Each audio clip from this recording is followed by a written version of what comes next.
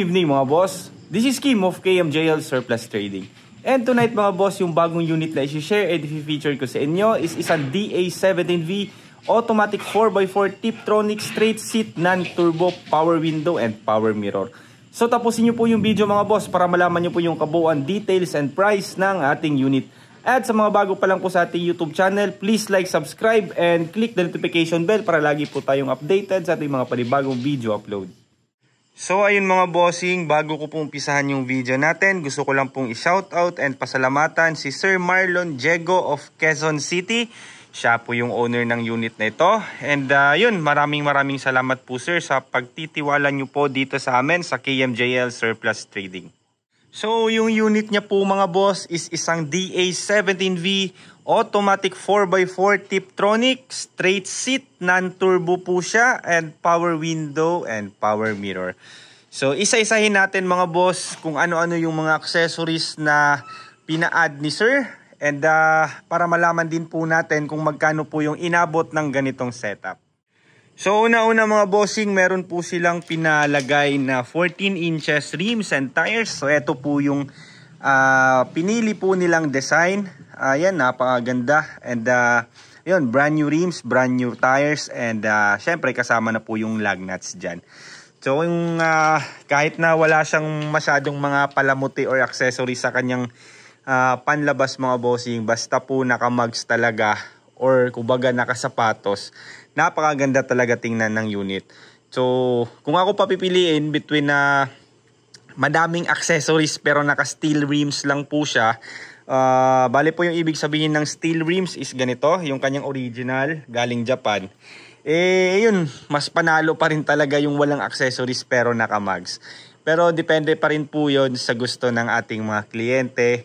Kasi nga po made to order po ito, so sila po yung masusunod kung ano yung gustong tema ng setup ng unit na pinabuild nila.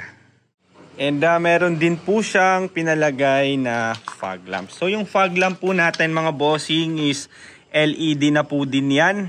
And syempre meron tayong dalawang options pag nagpalagay tayo ng fog lamp. So una-una is yung parang projector na LED, pero bubutasan lang po yung ating dito, bubutasin lang po yung ating bumper and ikakabit. Wala po siyang mounting na ganito or frame.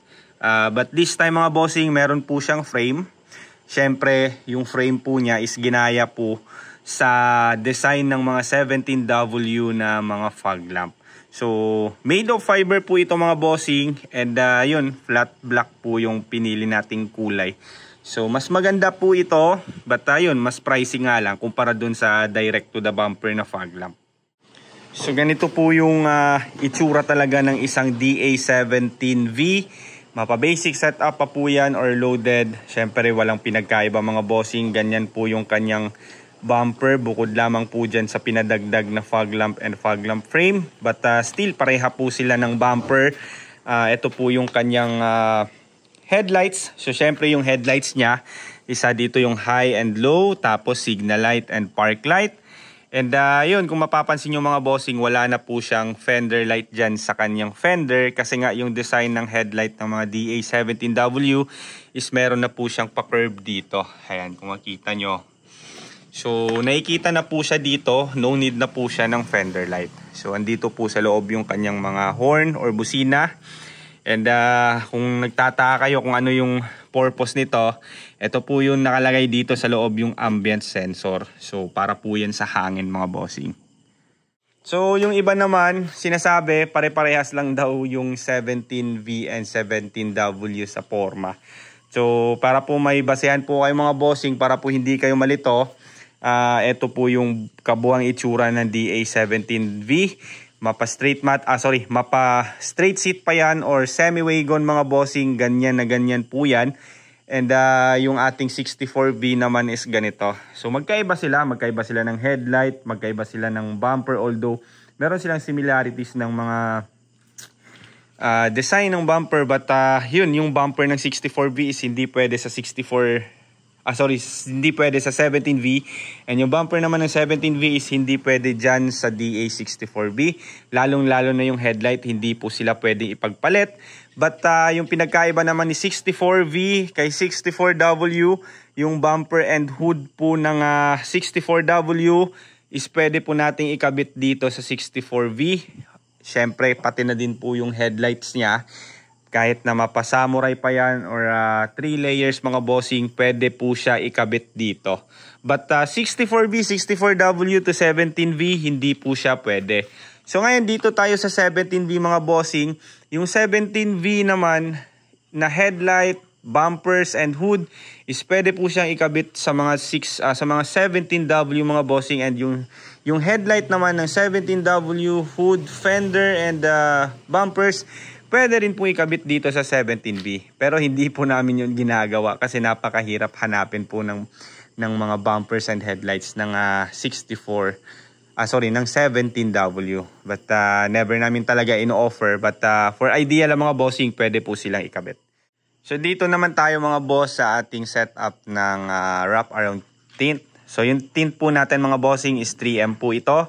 And syempre alam nyo na yung setup natin palagi. Magic tint sa harap kasi nga po mas malinaw po yung vision ng driver. So importante po yan. But hindi po natin pwedeng lahatin yung ating magic tint mga boss kasi mapapamahal po tayo. So para po at least budget meal pa rin, but yun, quality yung ating tint, and siguradong hindi po tayo mahirapan sa biyahe. So dito lang po sa harap yung pinrayor natin sa magic tint. But kung gugustuhin naman mga bossing, pwede natin lahatin yung wrap around magic tint. Yun nga lang po, sobrang mahal na po. And dito naman is medium black kasi nga may vision siya dito sa ating side mirror. So dito naman mga bossing, dito tayo nag super black kasi po wala po silang vision ng driver. So sila po yung nagbibigay ng dark shades sa loob para po meron po tayong ano man tawag dyan, privacy.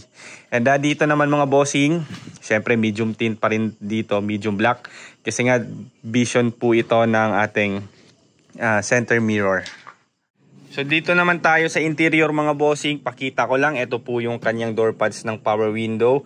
So harap lamang po yung power window niya, sa likod naman is manual window or manual riser po yan kasi nga po hindi po ito semi-wagon. So pag sinabi po natin mga bossing na power window yung likod, automatically sa mga DA17V is semi-wagon na po siya. So mapatiptronic pa yan or straight-matic, basta power window yung likod mga bossing, semi-wagon po yan. So take note mga bossing, wala pong ordinary straight seat na DA17V na hindi power window yung likod. Na power window ang likod. So lahat po ng mga straight seat mga bossing, harap lamang po yung power window. Yan lang po yung natatangin nating option. And then syempre power mirror po ito. So auto fold and retractable mga bossing. Ito po yung kanyang switch. And dito po tayo nag-a-adjust. Dito naman sa part na to, since 4x4 po ito mga bossing, ito po yung kanyang 4-wheel drive switch. And yun, switch ng ating fog lamp. So etong switch ng fog lamp mga bossing is ano po to, aftermarket switch na po ito. And then ito po yung switch ng kanyang second gear and level ng ating headlight. So ano nga ba yung ating second gear? So yung second gear mga bossing, pag inactivate po natin yan, pansin nyo po ba yung mga trucks na walang karga?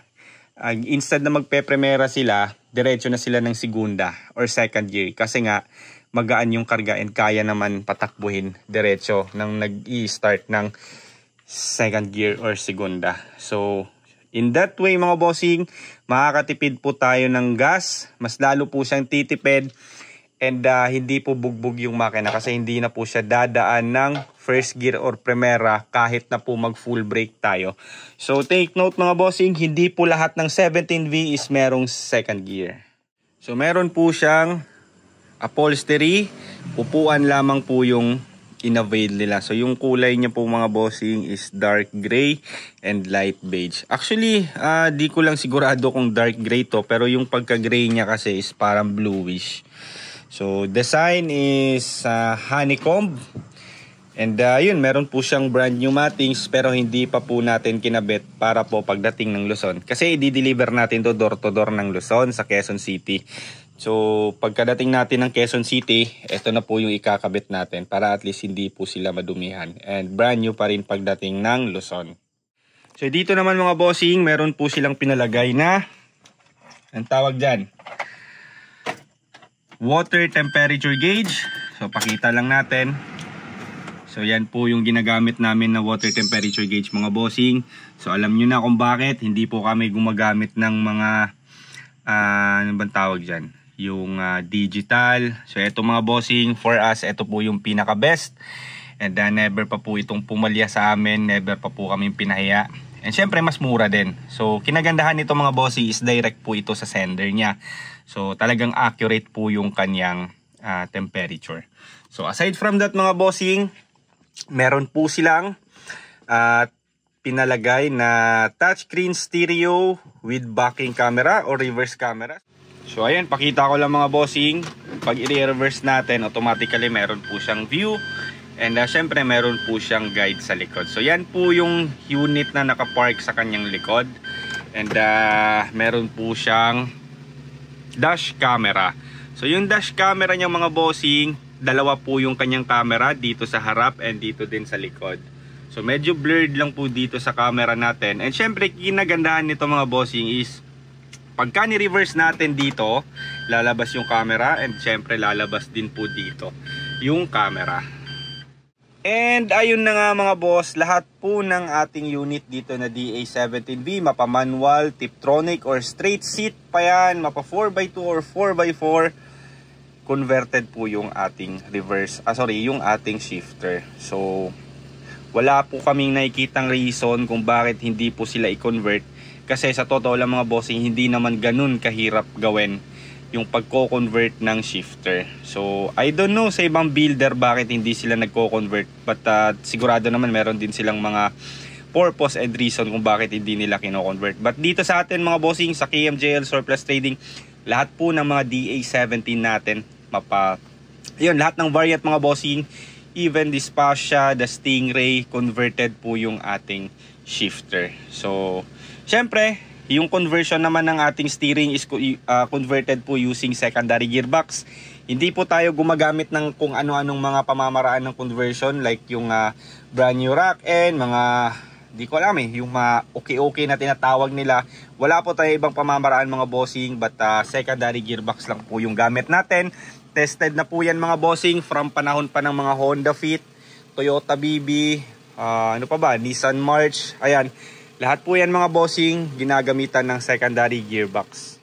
Dito naman meron po siyang back seat or extra seat, left and right po yan.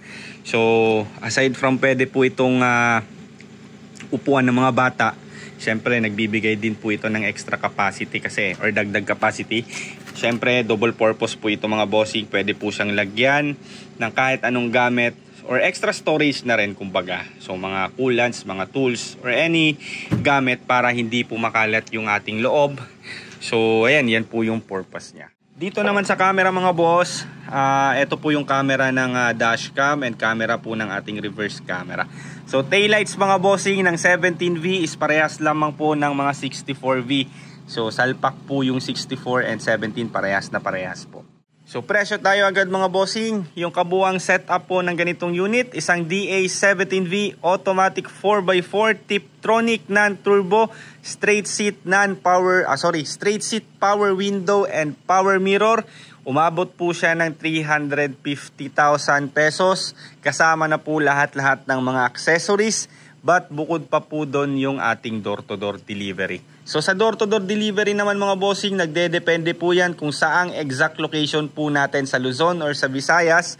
And yun, pag-usapan na lang po natin yung shipping fee. So ulitin ko lang mga bossing, DA17V automatic 4x4 Tiptronic non-turbo, R6A engine, straight seat, power window and power mirror, lahat-lahat na po ng accessories na nabanggit is umabot po ng 350,000 pesos.